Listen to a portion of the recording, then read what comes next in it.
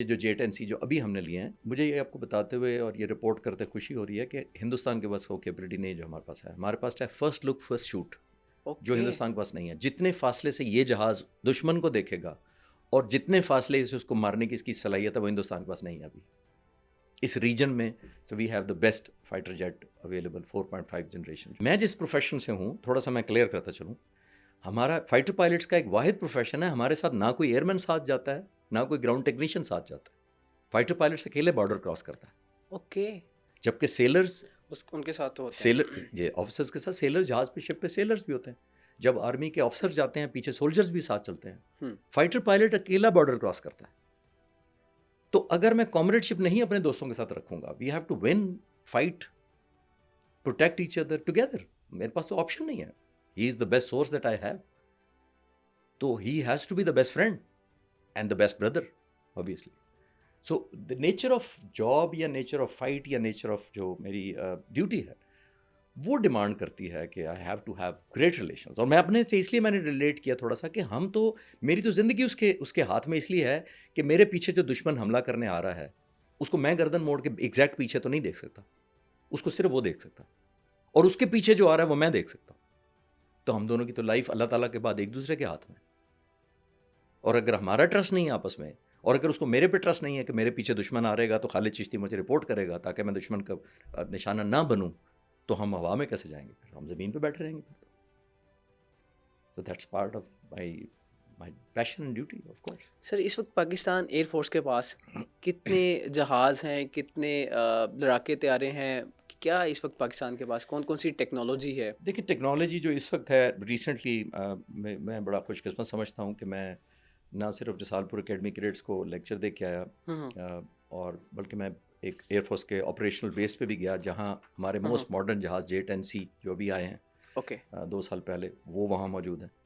J10C J10C वो और हमने कहाँ से परचेज़ वो किए? चाइना से लिए हैं, चाइना से लेकिन मिल गए। स्टेट ऑफ द आर्ट है। और ये जो J10C जो अभी हमने लिए हैं, मुझे ये आपको बताते हुए और ये रिपोर्ट करते खुशी हो रही है कि हिंदुस्तान के पास वो कैपेबिलिटी नहीं जो हमारे पास है। हमारे पास है फर्स्ट लुक फर्स्ट शूट, जो ओके। हिंदुस्तान के पास नहीं है। जितने फासले से ये जहाज़ दुश्मन को देखेगा और जितने फासले से उसको मारने की इसकी सलाहियत है वो हिंदुस्तान के पास नहीं है अभी इस रीजन में। So we have the best fighter jet available 4.5 generation जो है। इससे कबल जो जेट्स थे वो इंडिया के पास अच्छे थे Exactly. या इंडिया के पास इंडिया के पास नंबर तो देखिए हमेशा हमसे आगे रहा, हमसे 3 गुना हमेशा रहे। 65 वॉर में भी हमसे 3 गुना बड़े थे, 71। हम नंबर से कभी भी नहीं मैच कर सकते, और हम नंबर से हमने करना भी नहीं है कभी। हमने जो सिर्फ मैच करना है वो अपनी एक पैशन से और बेटर क्वालिटी ऑफ ट्रेनिंग से करना है। वैसे कितने नंबर्स हैं इंडिया के पास? इंडिया ने 1100 के करीब, और हमारे पास अराउंड 400। 3 टाइम और। इंडिया पास को 1150 के करीब है, बट देखिए वेरिंग मुख्तलिफ कैटेगरीज हैं। हमारा देखिए, हमारे पास चॉइस ही नहीं है। We have to train well, we have to fight well. Of course हमारा तो सर्वाइवल ही नहीं है। हमारे पास चॉइस नहीं है कि अगर आप नंबर मैच करने के लिए, हम एक टेक्नोलॉजी से इंशाल्लाह जो मेन हमारा स्ट्रेंथ इंशाल्लाह इस वक्त है, जो हमारा एज है हिंदुस्तान के ऊपर, मैं I can proudly say that the air force, क्योंकि मैं डॉक्यूमेंट्रीज बनाता हूँ तो मैं इंटरव्यू भी करता हूँ। मैंने अभी उन J10C के पायलट्स का इंटरव्यू भी किया है। उधर से मैं इंशाल्लाह मैं आपको डायरेक्ट पायलटों से ही सुनेंगे जैसे आप मुझे सुन रहे हैं। अच्छा। जी, वाह सर, तो वो कब तक सुनेंगे? वेरी सून इंशाल्लाह। क्यूरियोसिटी मेरी बढ़ गई है अभी। मैंने JF-17 थंडर के पायलट जो ब्लॉक 3 के लेटेस्ट जो जहाज़ हैं उनके पायलट से मुझे इजाज़त मिली थी एयरफोर्स की तरफ से। I am okay. Grateful to the air force. मुझे इजाज़त मिली थी स्पेशली वीडियो कैमरा, मैंने वीडियो इंटरव्यू किया उनसे पूछा कि जहाज़ कैसे हैं। कल को जो आप मुझसे पूछ रहे हैं मैं उनसे पूछा था जो आज यूनिफॉर्म बैठे वहाँ दिफा कर रहे हैं। जितना वो ख़तरनाक जहाज़ अब है, अच्छा वो और माशाल्लाह से अल्हम्दुलिल्लाह से जितनी कैपेसिटी उसकी है और कैपेबिलिटीज़ है, इट्स अमेजिंग। और अल्लाह ताला का शुक्र भी अदा करते हैं और प्राइड भी होता है उन बच्चों को देख के, नौजवानों को आपकी उम्र के वहाँ बैठे हुए हैं, obviously defending the skies of Pakistan. और फिर जिस जज्बे के साथ हैं और जितने वो इंस्पायर्ड हैं और जितने प्राउड हैं कि इस जहाज़ इस मशीन को उड़ा रहे हैं, it is the best in the region is this time. अगर हमारे पास J10C है तो इंडिया के पास इसके मद्दे मुकाबिल क्या है? इंडिया ने अभी राफेल ख़रीदे। राफेल। राफेल जी, ये ओके। यूरोप का जहाज़ है फ्रेंड, और वो भी अच्छा जहाज़ है। I okay. Must say as a fighter pilot I should not be unfair to that aircraft. लेकिन मैं जो अर्ज़ कर रहा था, first look and first shoot capability उस जहाज़ से हम आगे, दैट्स द राफेल बेस्ट से। पॉइंट। राफेल से भी आगे, यानी हमारी कैपेसिटी ज़्यादा है डिस्टेंस पे ज़्यादा दूर से देखने की, और ज़्यादा दूर तक मिसाइल पहले फायर कर देने की ज़्यादा कैपेसिटी है हमारी अल्हम्दुलिल्लाह।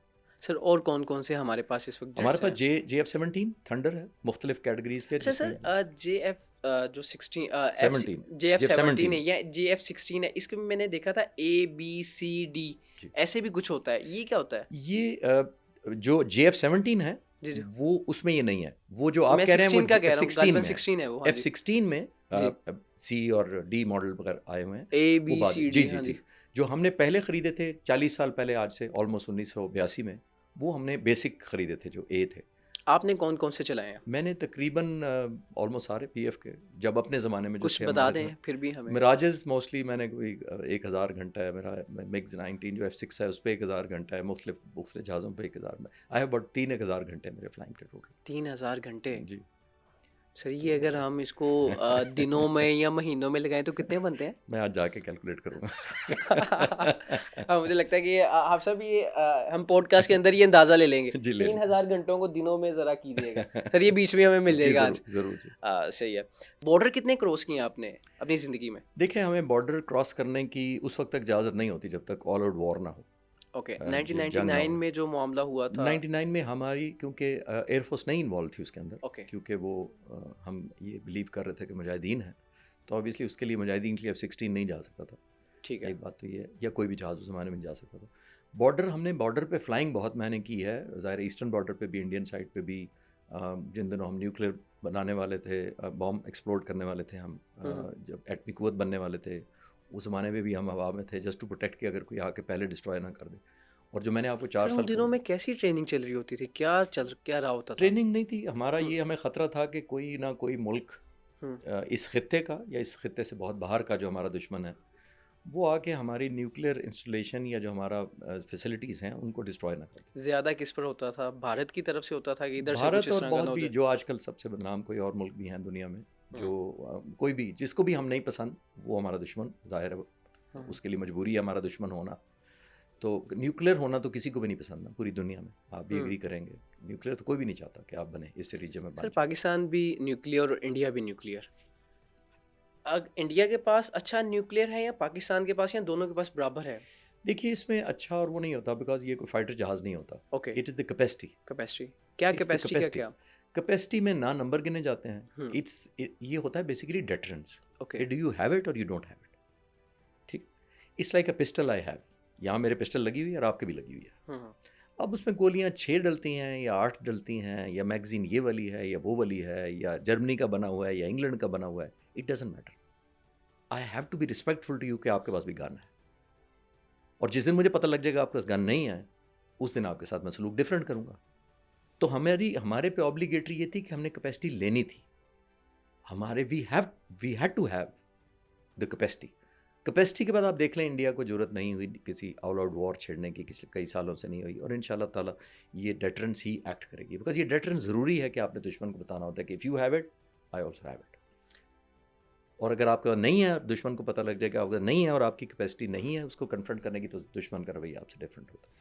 सर ये PG, F7P ये क्या है? इनके बारे में ये कुछ? दूसरे फाइटर जहाज़ हैं हमारी एयरफोर्स में। इस वक्त मेनली 5 कैटेगरीज के जहाज़ हैं। ओके, J-10C है, JF-17 है, F-16 है, और मिराज है, और F-7 है। ये जो आपने PG का कहा है, ये Pakistan, peace for Pakistan. Okay, तो F-7 PG जो हमारे पास हैं वो ऑलमोस्ट रिटायरमेंट के करीब हैं, लेकिन इस वक्त भी फ्लाइंग कर रहे हैं। ये फ्रंट लाइन इस वक्त 5 हमारे जो जहाज़ हैं, जो फाइटर जो इस वक्त हमारे फ्लीट में शामिल है, ये उसका एक PG पर भी फ्लाई किया है आपने? PG भी फ्लाइंग किया।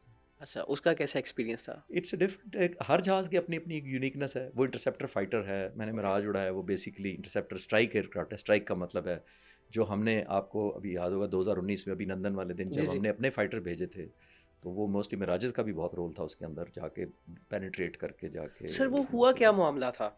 अभिनंदन पाकिस्तान की हदूद में दाखिल हो जाते हैं, तो फिर क्या होता है? कैसे पता चलता है रडार से ये होता क्या है अगर कोई पाकिस्तान के बॉर्डर में पाकिस्तान की हदूद में दाखिल होता है तो? देखिए, बहुत